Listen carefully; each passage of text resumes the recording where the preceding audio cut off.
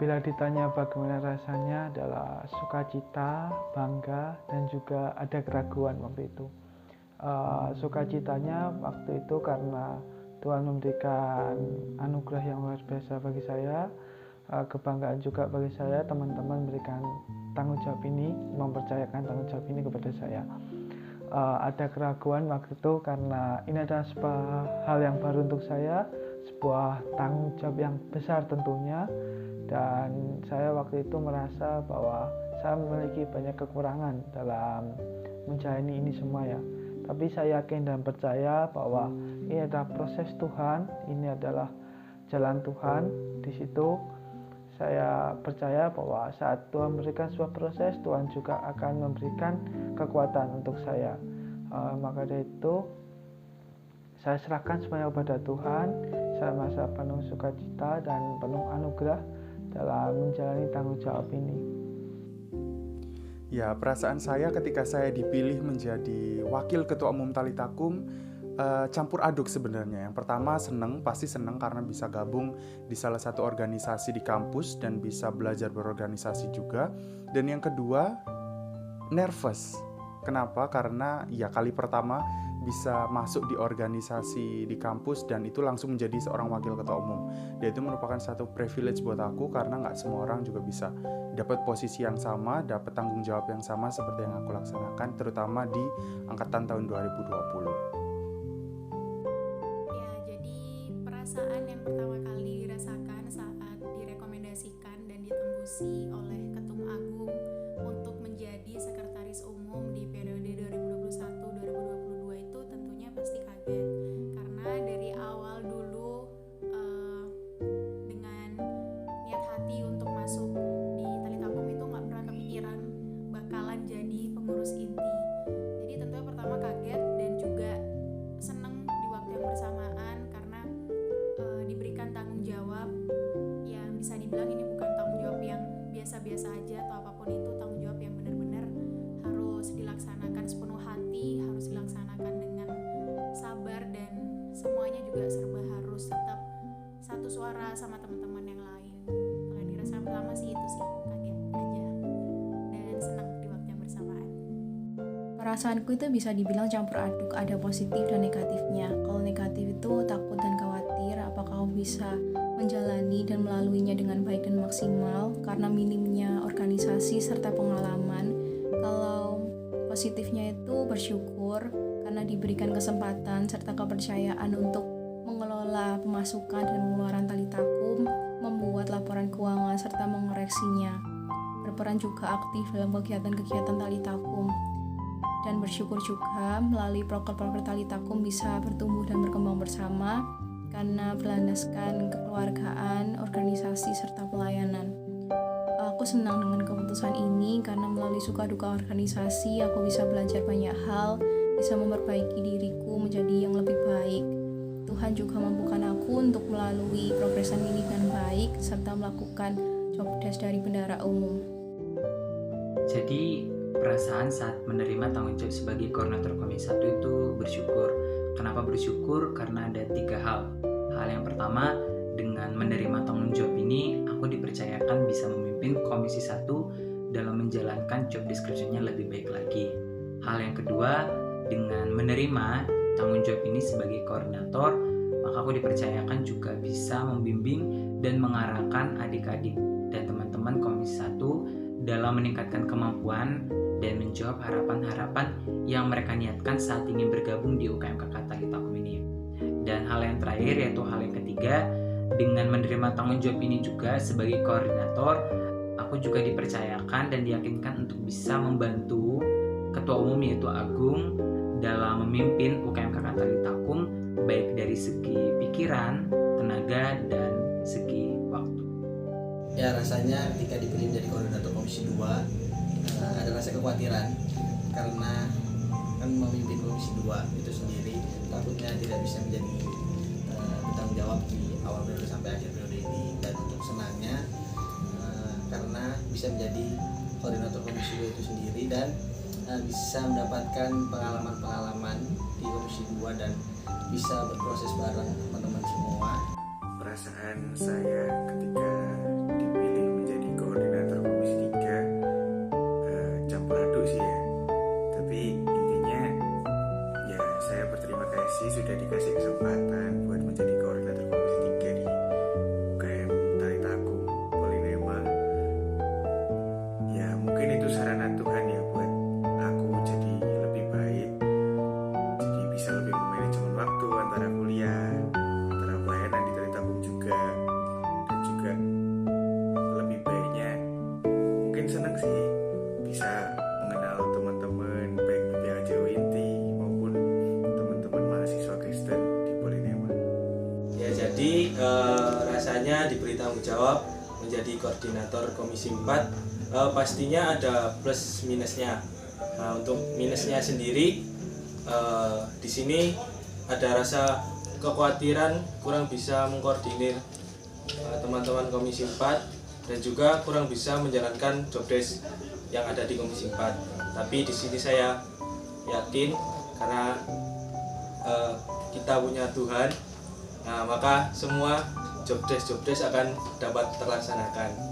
Nah, untuk plusnya sendiri pastinya saya sangat bersyukur di mana di sini Ketua Umum memberikan saya kepercayaan untuk mengkoordinir Komisi 4. Di sisi lain saya juga dapat berproses dan juga bertumbuh bersama dengan teman-teman Talitakum. Gimana perasaannya kok tiba-tiba bisa jadi dan ditunjuk jadi koordinator Komisi 5, ditawari lebih tepatnya jadi koordinator Komisi 5. Awalnya ya kaget, nggak percaya karena diberi suatu amanah yang menurut saya cukup besar gitu. Bukan cukup besar tapi memang besar tanggung jawabnya. Dan dulu juga saya mikir, waduh saya nggak terlalu bisa desain, saya nggak terlalu tahu tentang apa itu desain. Sedangkan di Komisi 5 adalah komisi yang bergerak di bidang multimedia, yang mana editing itu udah kayak pekerjaan harian gitu. Cuman ketika Tuhan sudah memberikan suatu utusan ke saya, maka ya saya berkomitmen ke Tuhan. Oke Tuhan, jika ini mau Tuhan akan saya lakukan, dan mohon penyertaan Tuhan. Dan ternyata selama 1 tahun ini banyak banget sih perubahan dalam hidup saya, terutama jadi lebih bisa belajar banyak hal, terutama di bidang editing itu. Dan banyak juga pengalaman yang membuat saya bahwa Tuhan terima kasih karena melalui kesempatan ini saya bisa jadi mengasah hard skill saya dan juga soft skill saya.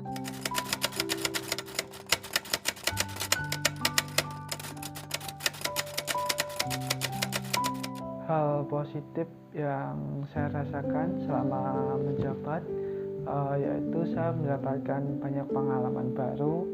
Saya merasa bahwa ini adalah proses membentuk mental saya, membentuk kepemimpinan saya.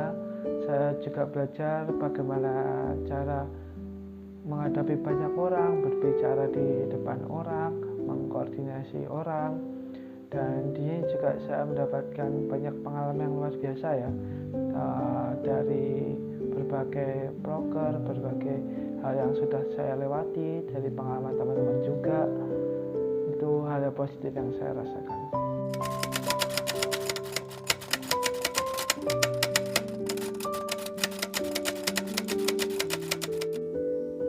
Tantangan terbesar atau kendala terbesar yang saya alami ketika saya menjabat sebagai Wakil Ketua Umum Talitakum adalah komunikasi.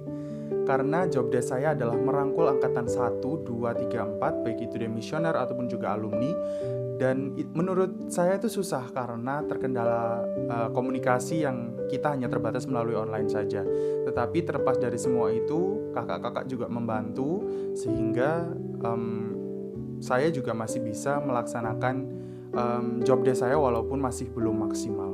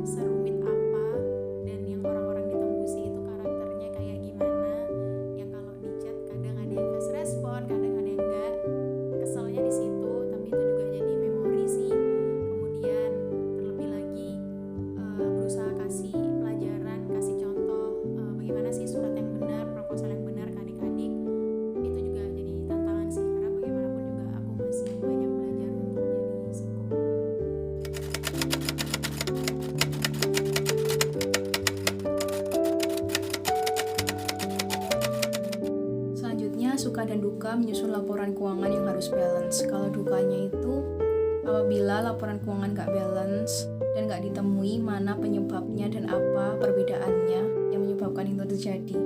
Aku bisa fokus hanya di laporan keuangan itu, nggak memedulikan aktivitas lain yang pada saat itu harus dilakukan. Laporan keuangan nggak balance itu bisa jadi karena salah catat, salah hitung, dan nggak terekam transaksi yang harus disampaikan di laporan keuangan. Kalau sukanya itu apabila bisa memperbaiki laporan keuangan yang dari nggak balance, bisa balance, kemudian bisa menyampaikan laporan keuangan itu dengan baik dan sewajarnya, itu ada rasa ketenangan tersendiri dan juga kelegaan tersendiri.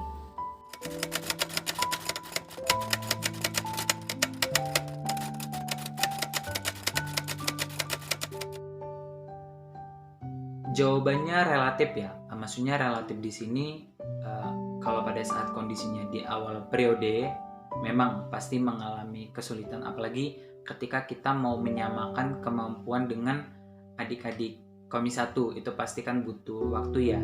Ibarat kata kakak-kakak Komisi 1-nya kan sudah melewati proses di kepengurusan periode lama, jadi ketika masuk di periodenya Ketua Umum Agung itu udah lebih siap, sedangkan adik-adik yang baru bergabung di Komisi 1 butuh waktu untuk penyesuaian, memahami bagaimana cara menyiapkan tema dan renungannya. Tetapi kalau kasus ini ditanyakan untuk di pertengahan dan mau akhir periode, jawabannya udah pasti enggak. Karena kenapa?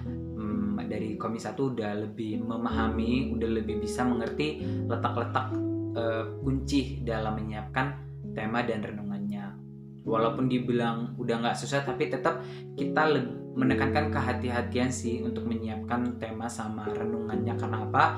Karena kita mengambilnya itu, membuatnya itu berdasarkan dari ayat Alkitab yang kita ambil. Nah, otomatis kita harus benar-benar memahami dan menyiapkan baik dari segi peletakan penyusunan kata dan kalimat, itu jangan sampai menimbulkan makna yang lain, jangan sampai nantinya pesan yang disampaikan dari renungan juga jadi bertolak belakang dari isi ayat Alkitabnya. Nah, itu yang harus jadi perhatian penting sih sama Komisi 1. Itu aja sih untuk masalah nyiapin tema dan renungan dari Komisi 1.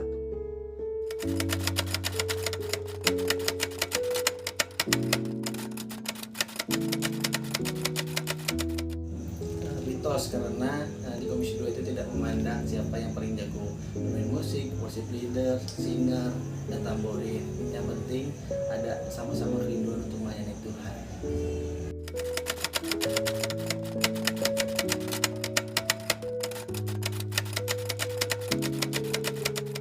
Untuk susah mudahnya menjadi komisi pemerhati untuk seluruh mahasiswa Kristen di Polinema itu, mudahnya dulu deh ya.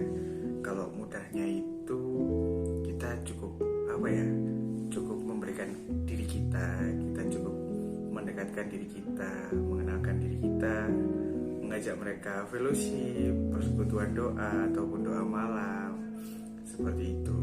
Sedangkan untuk susahnya itu kayaknya kita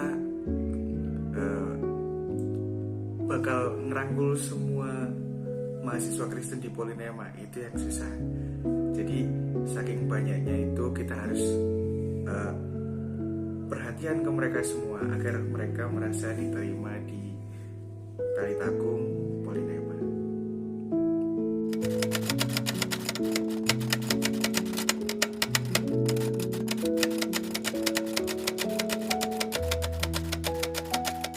Kalau harus banyak anggota laki-lakinya sih saya rasa kurang benar ya.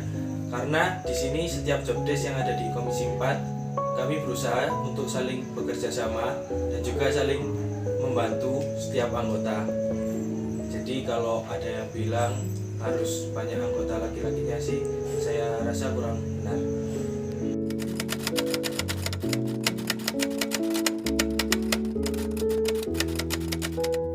Sebenarnya fakta, cuman ya nggak selalu sih, tapi kebanyakan anak Komisi 5 pasti akan sering jadi si PDP ya, karena mereka udah sering ngedit dan juga beberapa teman-teman yang lain dari komisi lain juga.